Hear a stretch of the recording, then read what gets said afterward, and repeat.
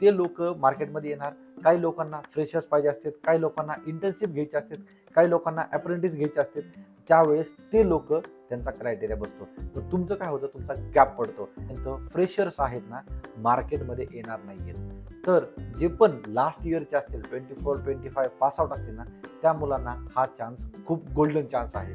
कारण का माहिती आहे का? Hello everyone, welcome to IT वाला देव ह्या युट्यूब चॅनलवरती. सगळ्यांना माहिती आपण इंस्टाग्रामवरती हायरिंगचे व्हिडिओज टाकतोय जानेवारीपासून, आणि मी तिथे सांगितलं होतं की जॅन टू मार्च हे ओपनिंग्स राहणार आहे आणि ओपनिंग्स येत आहे पण तशा. बट मग सगळ्यांचा डाऊट आहे की मार्च नंतर काय. काही लोक असं पण बोलत आहे, अरे मार्च पर्यंत ओपनिंग्स नसतात. ऍक्च्युली खऱ्या ओपनिंग्स मार्च नंतर येतात. काही जण म्हणतात की अरे एप्रिलमध्ये लोक जॉब सोडतात आणि तेव्हा ओपनिंग्स म्हणजे जास्त हायरिंग असतं IT इंडस्ट्रीमध्ये. तर मला एक क्लिअर करायचं आहे. मी सगळेच तुमचे डाऊट्स क्लिअर करतो. व्हिडिओ एंडपर्यंत बघा, काही मिस करू नका. आणि चॅनलवरती नवीन असेल तर चॅनलला सबस्क्राईब करायचं विसरू नका. कारण IT चे पॉडकास्ट असतील, पॉडकास्ट आता येत नाहीत, येणार आहेत लवकरच. काही कारणास्तव मी काही पॉज केले होते. बट IT च्या रिलेटेड पॉडकास्ट असतील, व्हिडिओज असतील, सगळे जे काही अपडेट्स असतील ना, मी ते ह्या चॅनलवरती घेऊन येत असतो. तर मार्च नंतर ॲक्च्युअलमध्ये काय होणार आहे इंडस्ट्रीमध्ये?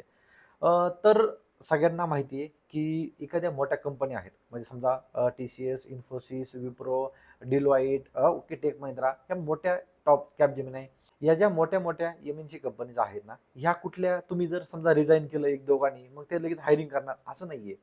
त्या कंपनी चालतात प्रोजेक्ट बेसवरती.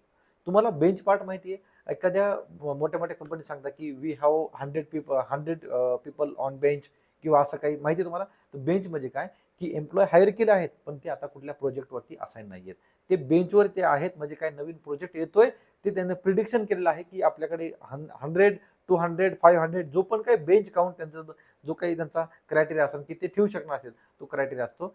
ते ते मुलं बेंचवरती असतात नवीन प्रोजेक्ट येण्यासाठी.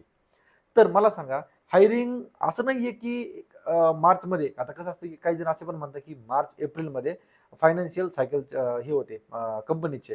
काही लोकांना अप्रेझल वगैरे मार्चमध्ये भेटतं, एप्रिलच्या सॅलरीमध्ये भेटतं, किंवा काही मार्चच्या सॅलरीमध्ये, एप्रिलच्या सॅलरीमध्ये सगळ्यांना भेटतं. पण ते नंबर्स समजतात मार्च आणि एप्रिलच्या मिडमध्ये.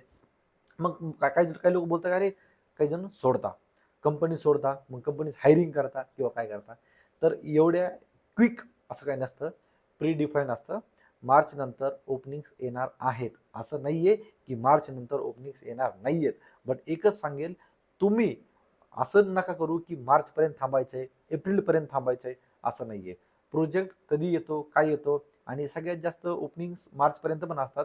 मार्च टू एप्रिल ना 1 मंथ, आय थिंक. काही HR लोक बोलतात की फायनान्शियल इयर प्रोजेक्ट्स यावरती थोडंसं फोकस असतो, आणि एप्रिल नंतर मग ऍक्च्युअल ओपनिंग स्टार्ट होतात. पण जो एप्रिलचा मंथ आहे आणि 15 मार्चच्या नंतरचा असताना, तो क्लोजिंग, आणि मार्च आहे जो स्टार्टिंग, तर तो 1 मंथ आहे ना, थोडंसं हायरिंग फ्रीज होता. हे मला 2-3 HR ने सांगितलं. बट बाकीचं जे आहे म्हणजे 15 एप्रिलच्या नंतर मार्केटमध्ये ओपनिंग्स राहणार आहेत, प्रोजेक्ट बेस ओपनिंग्स राहणार आहेत.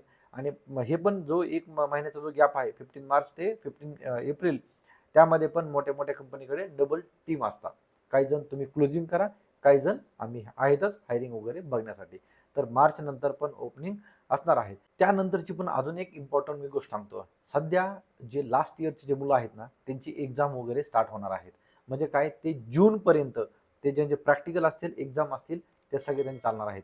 त्यांचा रिझल्ट जुलैपर्यंत लागेल. जुलै ऑगस्टपर्यंत त्यांचं सगळं होईल.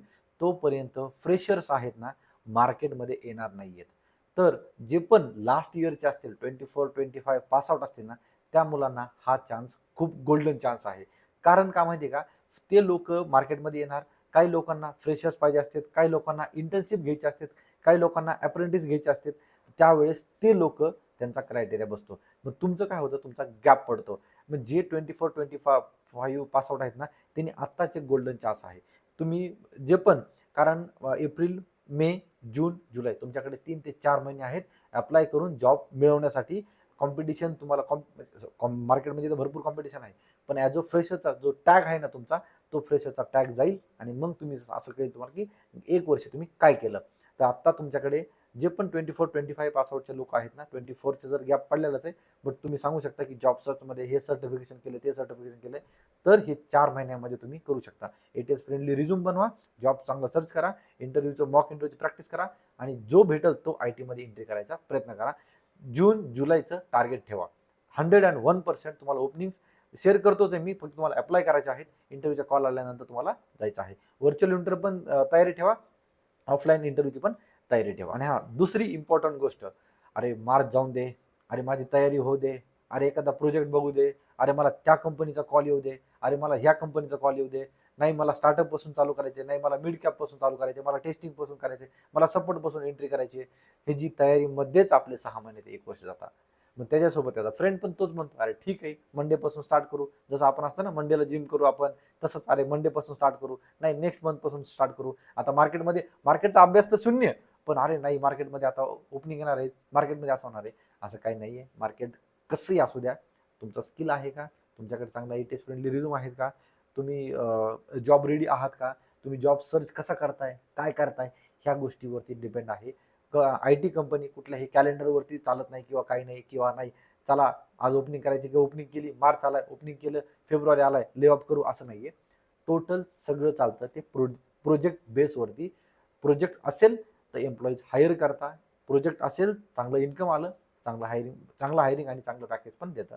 सो IT इंडस्ट्री आहे ते कॅलेंडरवर चालत नाहीये, प्रोजेक्ट बेसवरती चालते. जिथे पण तुम्हाला अप्लाय करायचे तिथे तुम्ही बिंदास अप्लाय करू शकता. मार्च असेल किंवा मार्चच्या नंतर असेल, ओपनिंग्स असणारच आहेत. जेव्हा ओपनिंग्स नाही आहेत तेव्हा वर्षभर ओपनिंग नसतील, पण जेव्हा ओपनिंग्स असतील तेव्हा मंथवरती ओपनिंग्स नाही आहेत.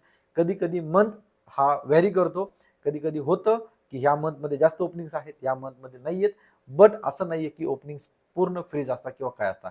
तर मार्च नंतर पण ओपनिंग्स असणार आहेत. तुम्हाला तयार राहायचं आहे. तुमचा रिझ्यूम असेल, जॉब रेडी असेल, अपस्किलिंग असेल, सर्टिफिकेट असेल, सगळं रेडी ठेवायचं आहे आणि जॉबसाठी तुम्हाला अप्लाय करायचं आहे. सो एकच सांगणं आहे, कुठल्याही न्यूजवरती किंवा ह्याच्यावरती भरोसा ठेवू नका, काय नका. जे काय आहे ते TRP साठी, व्ह्यू साठी सगळं करताय. तुम्ही स्वतः जॉब रेडी राहा आणि जॉब अप्लाय करत राहा, तुम्हाला जॉब मिळेल. विनाकारण तुमचं असं हे करू नका की अरे इथे जॉब नाहीये, तिथे जॉब नाहीये, मग कसं होईल माझं, काय होईल, ते निगेटिव्ह थॉट्स आणू नका. बी पॉझिटिव्ह, तुम्हाला नक्की जॉब लागेल. ओके, सो व्हिडिओ आवडला असेल तर लाईक करा, तुमच्या फ्रेंड्स बरोबर पण हा व्हिडिओ नक्की शेअर करा. Thanks for watching. Till then, bye bye.